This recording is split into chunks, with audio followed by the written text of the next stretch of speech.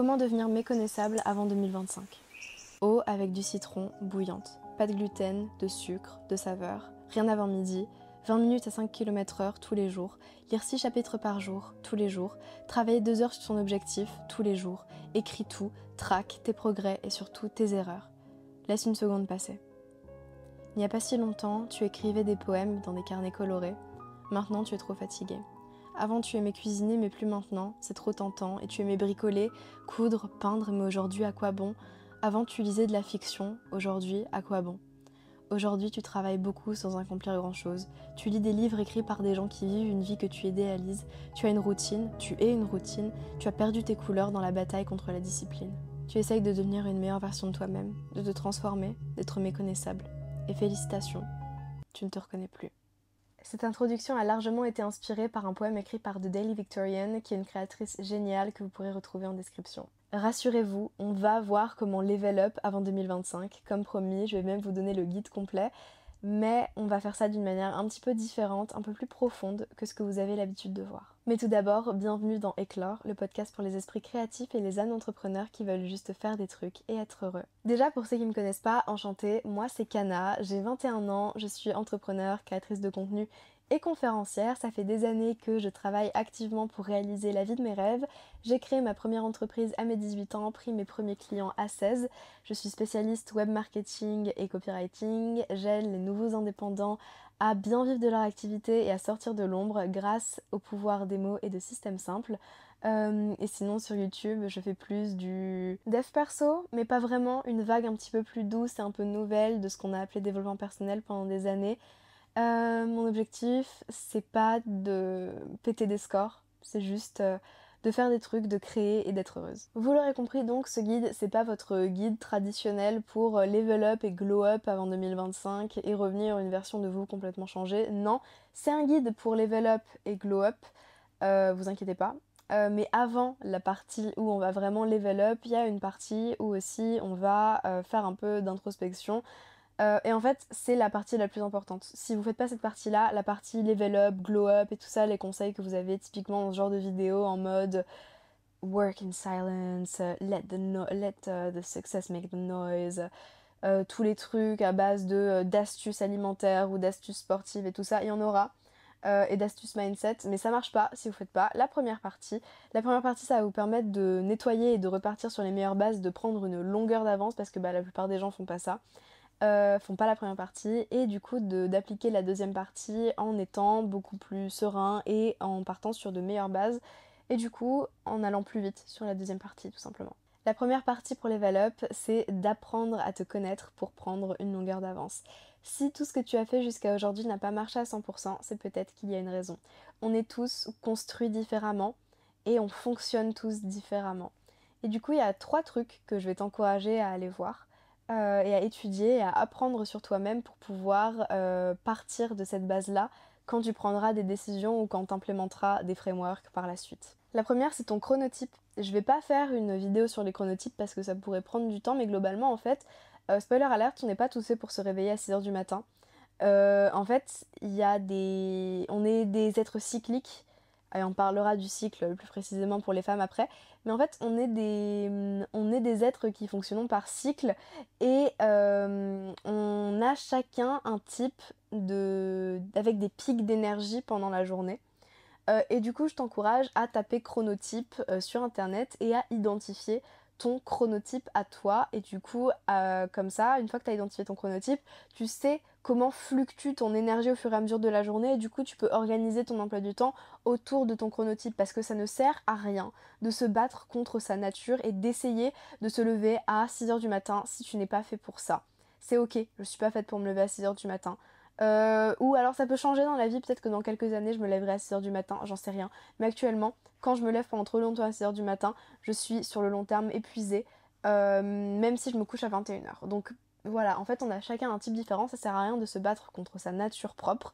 Et du coup en fait le but c'est de connaître comment fonctionne pour pouvoir s'adapter à son propre fonctionnement et être en adéquation avec son propre fonctionnement. Le deuxième truc que je vous encourage à aller voir et à étudier à propos de vous-même et à documenter à propos de vous-même après le chronotype, c'est votre cycle. Ici du coup je parle aux femmes ou à toute personne possédant un utérus, mais du coup en fait le cycle menstruel c'est pas juste t'as tes règles ou t'as pas tes règles, et en fait on passe par différentes phases qui vont grandement impacter notre manière de fonctionner, notre niveau d'énergie et tout ça. De toute façon, je suis pas une spécialiste de ça, mais j'ai les bases.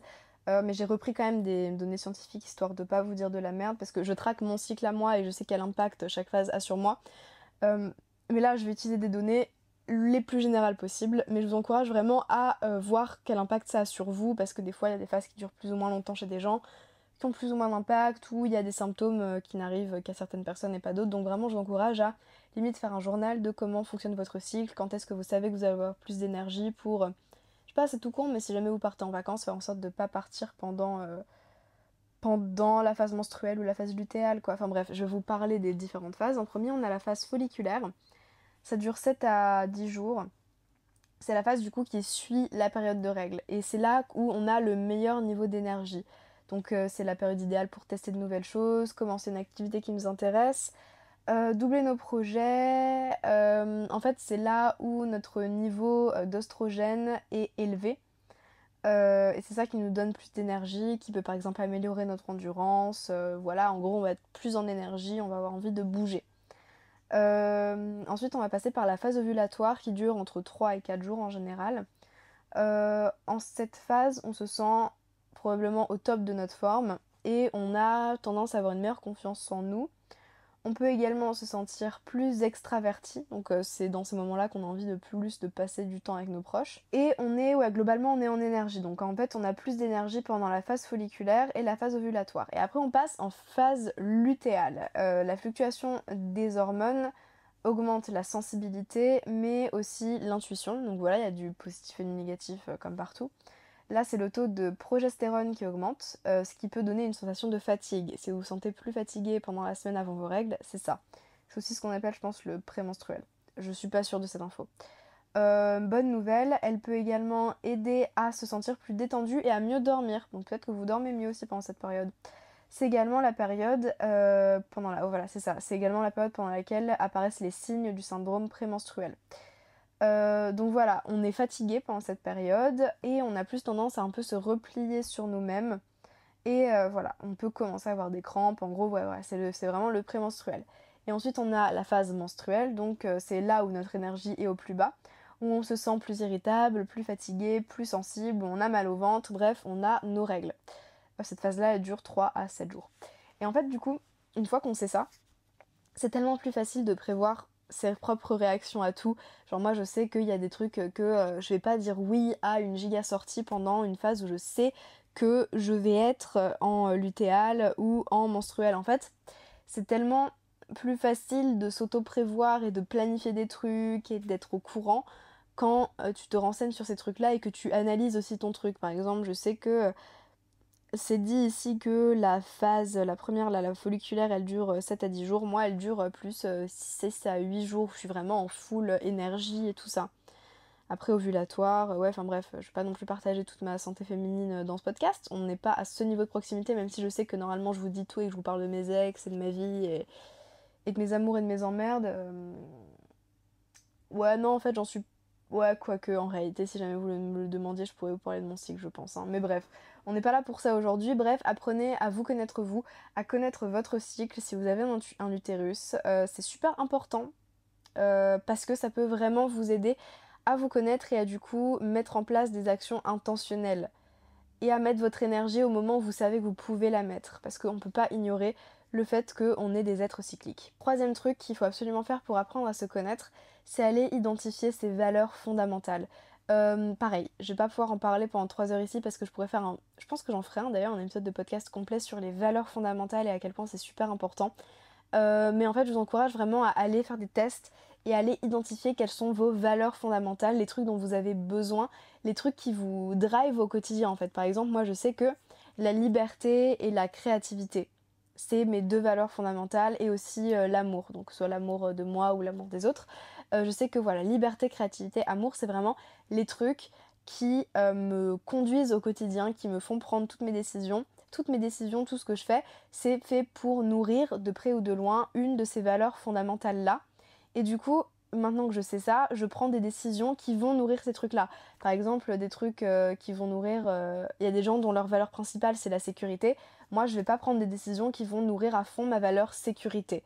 C'est pas un truc qui va me rendre heureuse. Maintenant, je sais que si je veux prendre des décisions qui vont me rendre heureuse et qui vont me motiver au quotidien et qui vont faire que je reste dévouée à mes objectifs, va falloir que ça soit que ça me permette de créer des choses, que ce soit écrire, que ce soit réaliser, que ce soit j'en sais rien, peindre, coudre, des trucs comme ça. En fait, ça me rend heureuse de créer. Ça me rend heureuse d'être libre, et j'ai besoin de liberté, donc c'est pour ça l'entrepreneuriat et tout ça. Et que ça me rend heureuse aussi de l'amour, donc de transmettre des choses, par exemple quand je fais des conférences ou quand je fais des épisodes de podcast, de recevoir et de donner de l'amour. Je sais que voilà, ça c'est des choses qui me portent au quotidien. Et du coup, ça me permet d'être intentionnelle dans ma manière de me fixer mes objectifs et dans ma manière d'avancer. En fait, j'avance pas à l'aveugle dans ma vie, j'avance en sachant que je sais pas exactement ce que je veux faire, hein, mais je sais vers où je veux aller, et c'est vers ces valeurs-là. La deuxième étape dans le guide pour Level Up, c'est apprendre à te montrer de l'amour. À partir de maintenant, tu vas te traiter comme si tu étais la personne la plus importante dans ta vie parce que c'est le cas. Tu devrais être la personne que tu aimes le plus, tu devrais être ta propre priorité, et même si c'est pas encore le cas, fais semblant. Traite-toi comme si tu étais ta mère, comme si tu étais ta sœur, comme si tu étais ta meilleure amie. Pense à la personne que tu aimes le plus au monde. Est-ce que tu agirais envers elle comme tu agis envers toi? Est-ce que tu lui dirais à elle ce que tu te dis à toi? Si tu te dis des trucs méchants, est-ce que tu dirais ça à la personne que tu aimes le plus au monde? Et si tu n'oserais pas dire ça à la personne que tu aimes le plus au monde, arrête de te le dire à toi-même. C'est ce que je disais dans un autre de mes épisodes de podcast, arrête de mal te parler, ou je sais plus comment je l'ai appelé, je crois, genre l'erreur qui te gâche la vie ou un truc comme ça, parce que c'est vrai, ça gâche la vie. En fait, si tu n'as rien à dire de gentil, ne dis rien. Cette règle, elle s'applique aux autres, mais ça s'applique également à toi. Et garde quand même la capacité de prise de recul et la capacité de se remettre en question, ça c'est primordial, mais fais ça avec bienveillance et surtout arrête d'être méchant envers toi-même, apprends à te montrer de l'amour. Pour approfondir un petit peu sur ça, je vous encourage vraiment à aller voir du côté de mon autre épisode de podcast, du coup si vous voulez que je vous en parle plus. Mais vraiment apprendre à s'aimer. Voilà, donc arrêter de mal se parler, se traiter comme si on était la personne qu'on aime le plus au monde jusqu'à ce que ça devienne vrai. Et aussi passer du temps avec soi-même. Avant la fin de 2024, avant début 2025, si tu veux le level up, fais au moins un solo date. Je veux que tu fasses au moins un date que avec toi. Fais un truc qui te rend heureux, passe du temps avec toi-même, même si c'est juste genre chez toi. Fais un truc un peu spécial pour toi et apprends à réapprécier ta propre compagnie et à être tout seul. Même si t'es extraverti et que tu te recharges en étant avec les gens, s'il te plaît, apprends au moins une seule fois.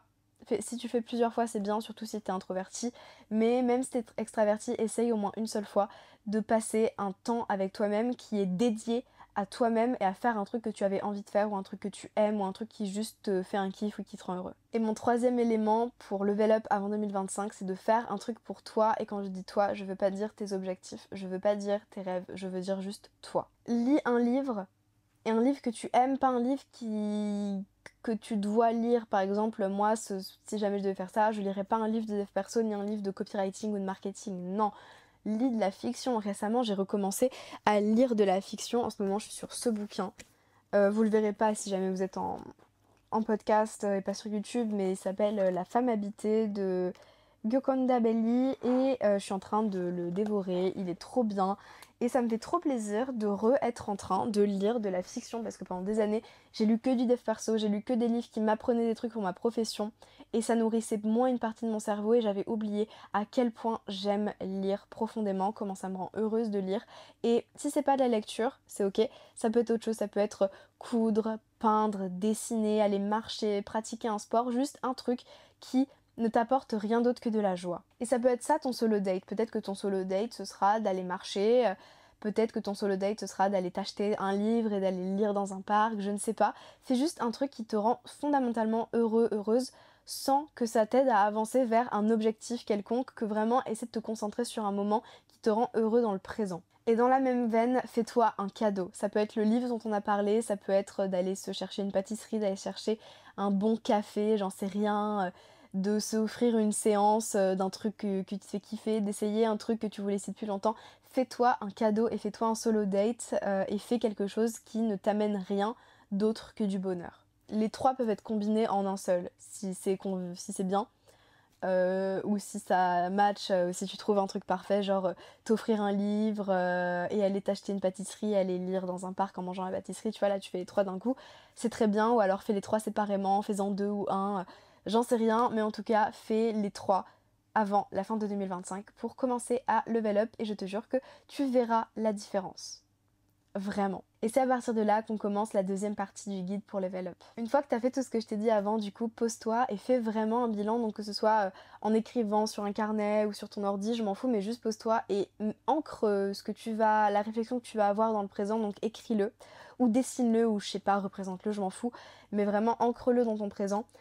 Qui je suis, qu'est-ce que j'aime et où est-ce que je veux aller. Donc qui je suis, qu'est-ce que j'aime, on va reparler du coup des valeurs principales, de comment tu fonctionnes. Note le plus de faits possible sur toi. Par exemple, moi, je suis Kana, j'ai 21 ans, je suis née le 4 juin 2003, j'ai une petite sœur, j'ai 2 parents, voilà la situation dans laquelle je suis actuellement. J'aime le soleil, j'aime les groseilles, j'adore les fruits, j'aime les oignons grillés, j'aime les pâtes bolo, j'aime l'été, j'aime les saules pleureurs, j'aime les tulipes, j'aime les fleurs d'une manière générale, j'aime cette lampe qui est juste à côté de moi, j'aime les peluches, j'aime aller dans des fêtes foraines mais pas trop longtemps, j'aime faire des lasers. En fait, j'aime lire, j'aime les poèmes, j'aime écrire, j'adore monter, j'adore créer, voilà mes valeurs fondamentales et voilà ce qu'elles me permettent de faire aujourd'hui. J'ai mon entreprise, j'ai envie de la faire fleurir, mon objectif principal dans la vie, c'est pas de péter des scores, c'est juste d'être heureuse avec ce que je fais et d'être libre. En gros, note le plus possible de choses sur toi et va vraiment dans les détails des détails de ce que tu aimes et de qui tu es. Et de qui tu es fondamentalement et va dans les détails de tes valeurs principales et de ce qu'elles créent pour toi dans ta vie. Moi je peux vraiment tout relier à mes valeurs, genre même j'aime le soleil. Pourquoi j'aime le soleil? Parce que j'aime avoir chaud, parce que j'aime être libre. Le soleil, je le lie à la liberté. Pour moi, quand il fait soleil, je me sens plus libre d'aller où je veux, parce que j'aime bien mettre des tenues plus légères, parce que je me sens plus libre dedans. Enfin, je sais pas, en fait, c'est plein de trucs. Essaie de vraiment faire un essai, d'écrire le plus possible sur ce que tu aimes et sur qui tu es et sur en quoi tout ça c'est lié à tes valeurs principales. Et puis ensuite, une fois que ça c'est fait, pose-toi la question de où est-ce que tu veux aller. Qu'est-ce qui permettrait de valider un peu plus, d'aller encore plus dans le sens de tes valeurs principales? Qu'est-ce qui te rendrait fondamentalement heureux? Qu'est-ce qui te rend déjà heureux dans le présent et qu'est-ce qui te rendrait fondamentalement heureux dans le futur? Et commence, tu peux imaginer quelque chose de précis. Par exemple, dans quel cadre est-ce que tu voudrais vivre? Par quel genre de personne est-ce que tu voudrais être entouré? Combien de chats tu voudrais avoir? C'est des objectifs, voilà. Essaie d'être le plus précis possible sur certains trucs et aussi le plus large possible sur d'autres. Quel genre de travail est-ce que j'aimerais faire? Est-ce que tu aimerais, je sais pas, vivre en France? Même quel genre de travail? Ça, c'est un sujet un peu épineux, je sais, l'avenir, le travail et tout ça, mais ça n'a pas besoin d'être précis dans ce sens-là. Et pour ça même, mon conseil, ce serait pas de faire ce que tu veux faire. Si tu sais pas trop ce que tu veux faire, si tu sais exactement, sois le plus précis possible dans ta vision de l'avenir. Du moment que ça te rend heureuse et que tu es flexible et que tu es ouvert au changement, parce que peut-être que des choses que tu désires maintenant, tu les désireras plus dans quelques mois, dans quelques semaines, dans quelques jours. Voilà, du moment que tu es ok avec le changement et que tu es flexible dans tes objectifs et que tu vas pas te tenir à ça, à t'attacher à tes écrits comme à une bible pendant les 10 prochaines années, tu peux être précis dans ce que tu dis, mais sinon, si t'as pas trop d'idées de ce que tu veux faire, je te conseille vraiment de partir un peu à l'inverse et de faire ce que tu ne veux pas. Parce que c'est beaucoup plus facile de savoir ce que tu veux pas que ce que tu veux. Par exemple, moi je sais que avant de savoir que je voulais être entrepreneuse, je voulais pas avoir un patron chiant. Genre là mon patron du coup c'est moi. Donc si je suis chiante, je peux en prendre qu'à moi-même. Et du coup, je voulais pas de patron. Donc du coup l'entrepreneuriat c'était un peu évident, mais par exemple quand j'ai fait cet exercice de ok, qu'est-ce que je ne veux pas? Je voulais pas de patron. Je voulais pas d'horaire de bureau. Donc je sais un jour comment. Du coup maintenant je sais très bien que si un jour je recrute une équipe, je veux que ce soit en asynchrone. Donc qu'on puisse travailler en parallèle et se faire des réunions de temps en temps et tout ça, mais pas à des horaires de bureau fixes tous les jours.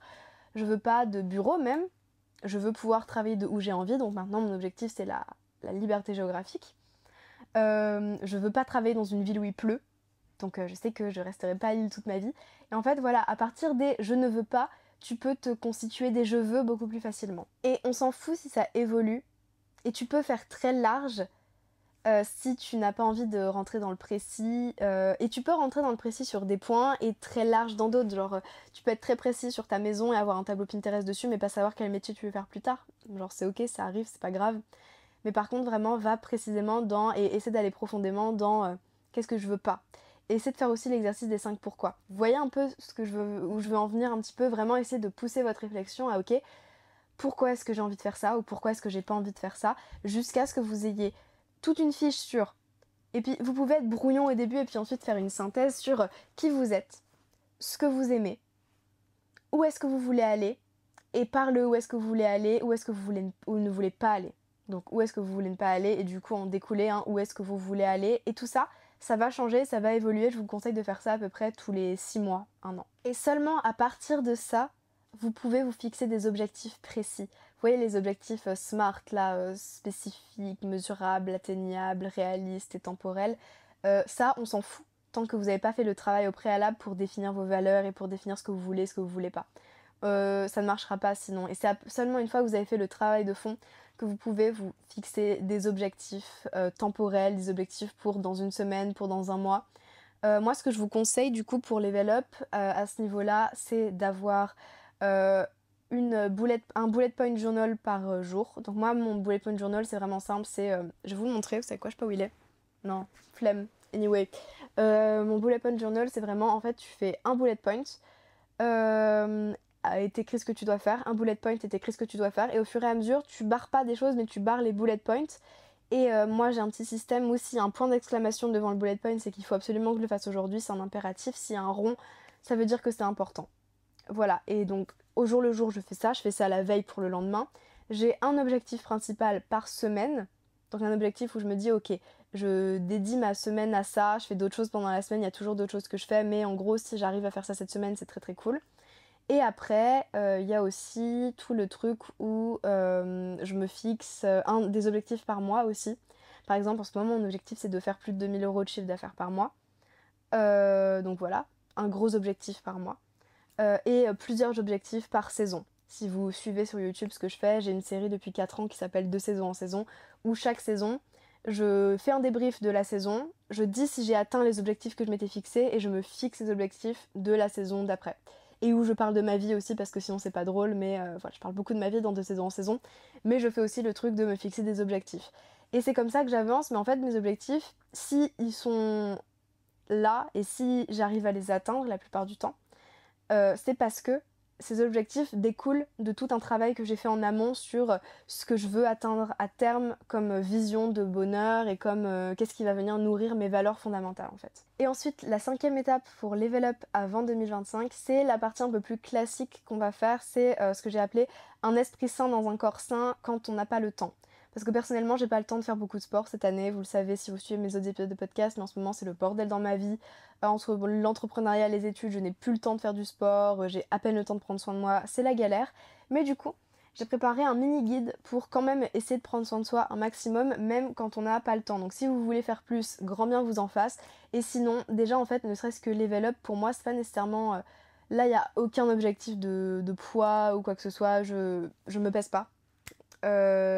Voilà, je fais pas attention à ce que je mange particulièrement, j'essaie juste de manger ce qui est bon et ce qui me rend pas malade, c'est tout.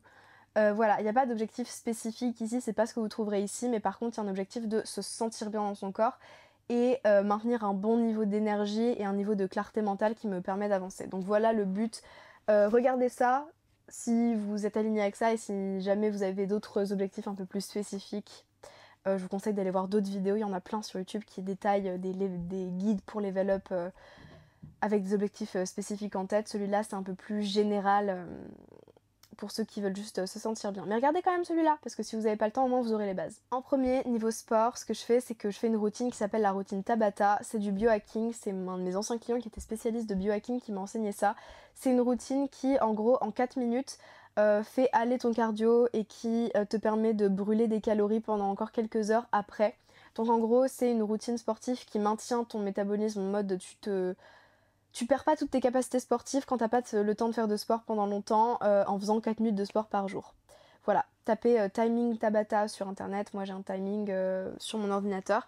Et en gros c'est 20 secondes d'exercice à fond la caisse où tu te donnes, moi par exemple je fais des burpees ou des jumping jacks à fond où je suis sur la corde à sauter à fond pendant 20 secondes, 10 secondes de pause, 20 secondes d'exercice, 10 secondes de pause et le tout pendant 4 à 5 minutes. Et c'est tout ce que je fais niveau sport en ce moment et c'est déjà très bien et ça me permet de maintenir une activité physique efficace et rapide. Après niveau nourriture, ce que je fais c'est que j'ai trouvé mes légumes phares, enfin mes légumes, il y en a un des deux c'est un fruit, mais la tomate et le concombre, vous voyez le cucumber guy en ce moment, genre qui fait des salades de concombre à tout et à rien, il a sauvé ma scolarité premier degré cette année, je mange des concombres genre 6 fois par semaine, il y a au moins, je mange genre un concombre. Je dirais que je suis à 0,75 concombres par jour parce que j'en mange à peu près un tous les jours. Voilà, il doit y avoir un jour sur 3 où je mange pas de concombre. Enfin, anyway, arrêtez de parler de concombre, mais tomates, concombre. Concombre du coup avec sauce soja, parfois des œufs, parfois du fromage, parfois des... En fait, voilà, tapez Cucumber Guy si vous voulez, il a plein de recettes, vous trouvez forcément chaussures à votre pied avant que vous aimez vraiment pas les concombres, auquel cas je suis très triste pour vous parce que c'est super bon. Pour manger un peu plus sainement, ce que je fais c'est que j'ai trouvé des nourritures qui sont saines et qui sont faciles à faire et qui me lassent pas et je les mange à répétition. Après moi je sais que j'hyperfixe sur des plats aussi donc je sais pas si ça marchera pour tout le monde mais en gros se trouver des safe foods qui sont healthy et puis les manger et puis les faire et s'autoriser des trucs et juste manger ce qui te fait te sentir bien. Genre typiquement je sais plus, je sais qu'après un kebab je suis pas bien, bah je mange plus de kebab. Voilà, si jamais je dois me faire une junk food, je privilégie un tacos, tu vois, c'est con mais je mange pas les nourritures qui je sais vont me faire me sentir comme une merde après quoi. Mais bref, mon vrai conseil c'est pas juste arrête de manger des fast food, c'est trop facile, mais c'est trouve-toi genre. Moi c'est deux parce que vraiment je suis capable de manger les mêmes deux plats en boucle pendant 5 mois et pas en avoir marre, mais ça je sais que c'est pas le cas de tout le monde donc trouve-toi genre les 5 légumes ou 5 plats avec des légumes. Ça peut être concombre, tomate, avocat, j'en sais rien moi, carottes, betterave, tu vois, des trucs bons. Euh, et puis fais-les un peu en rotation, assaisonne-les de différentes manières et comme ça tu commences à manger un peu plus vert et tu prends l'habitude de manger des trucs qui te donnent de l'énergie. Mais surtout mange des trucs qui te donnent de l'énergie, mange pas que le concombre. Hein. Accompagne-le avec, je sais pas, du blanc de dinde, du poulet, des œufs, j'en sais rien, mais commence pas à manger que des légumes non plus. Mange ce qui te met en énergie. Et pareil, c'est pareil que ce que je disais au début avec le fait de traquer son cycle, son chronotype et tout ça. Essaie de genre voir, ok, après que j'ai mangé ce plat, je me suis sentie en énergie. Après que j'ai mangé ce plat, j'ai eu j'ai eu un mot de ventre. J'ai eu des maux de ventre.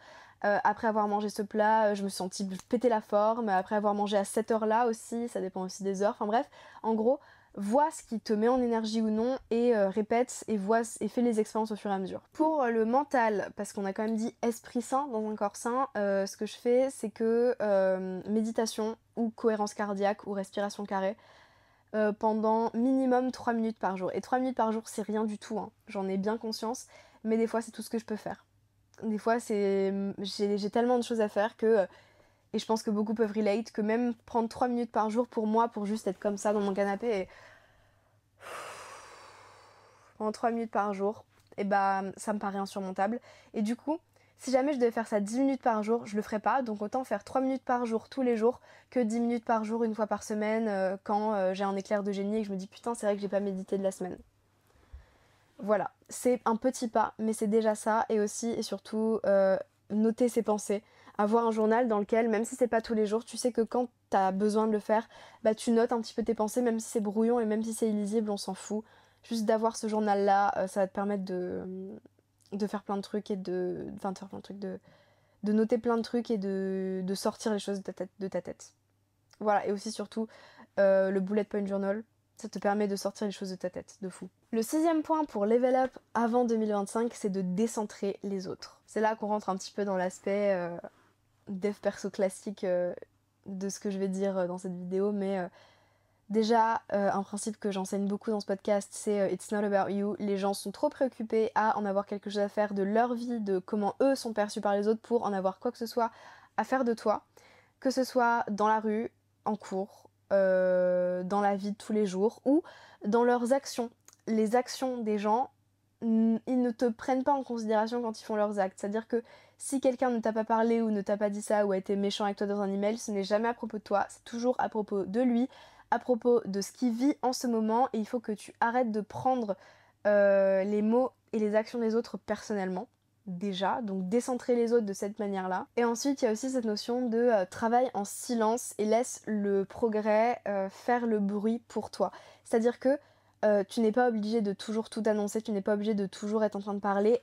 Apprends le pouvoir du silence. Et je te dis pas de disparaître pendant un mois et reviens et choque-les tous. C'est ce que je vois tout le temps sur le YouTube américain.